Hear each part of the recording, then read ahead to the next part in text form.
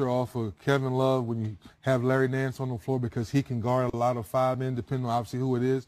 But now defensively, you can switch and move around and bring some of that youthful energy you're talking about. And I think the Cavs needed that.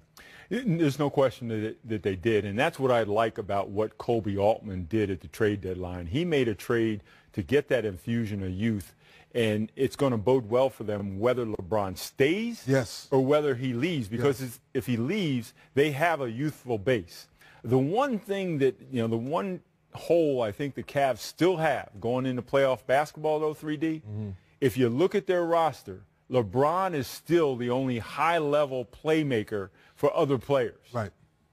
Jordan Clarkson needs the ball in his hands. He's not there. But he's not there yet. He's not there yet. And I thought that was their problem, in the finals, even the year that they won it, not having enough playmakers, and now he's still the only one. But great move overall. So here's the question.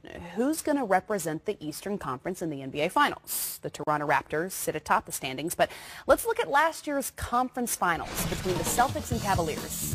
Who's left? Only 9 players total on both teams combined. So we talk about an opportunity for perhaps the Raptors, perhaps the new-look Celtics.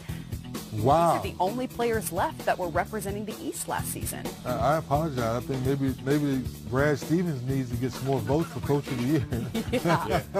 Well, yeah. All those new faces. It's like you get 4 guys back from last year. These were conference finals. Wow. Now, obviously, we know how good Kyrie is. Yeah. But obviously, the good thing for them, Stu, what the Cavs don't have is they made a trade with that team, but they had to make another trade.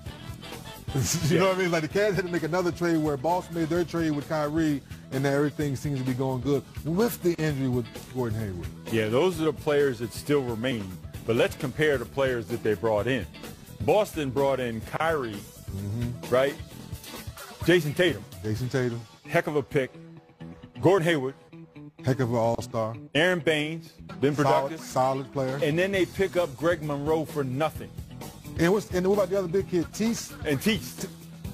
Man. Compared against Hill, Clarkson, Hood, and Nance. So the people that they've acquired, I think you got to give the edge to Boston.